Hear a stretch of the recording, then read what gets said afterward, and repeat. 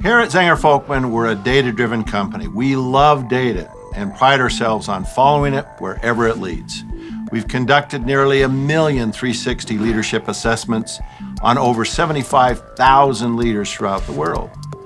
As we've carefully combed through this data, we discovered 6 critical leadership behaviors that extraordinary leaders use to achieve extraordinary results.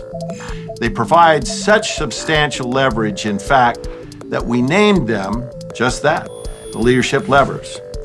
These 6 critical levers are innovation, acumen, execution, inspiration, relationships, and strategic vision.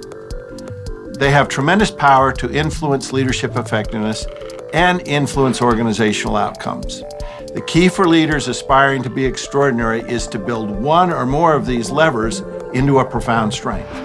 Over the years, we've met with leaders throughout the world, and we've often asked, how many of you are working on a personal development plan?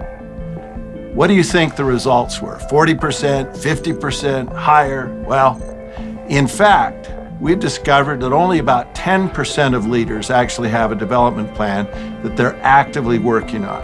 Just 1 in 10. Most leaders simply aren't doing anything towards their personal development. And that's a sobering thought. I'm reminded of a conversation I had with a friend who ran 2 divisions of one of the largest aerospace companies. He had started out as an engineer before becoming an executive and was a big advocate of change and improvement. In fact, he won the Baldrige Quality Award twice. Because we both have analytical backgrounds, he and I were musing about the idea of whether we could figure out what leadership skill is the best for a development plan. We theorized if we could predict the one key skill for each individual, it would help significantly improve their development plan. As my friend and I were pondering this question, he had a sudden burst of inspiration.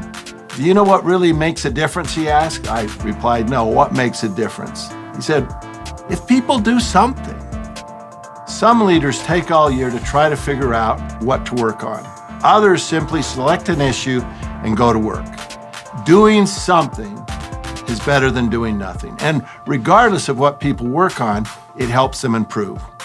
And so it is. Your challenge today is to not be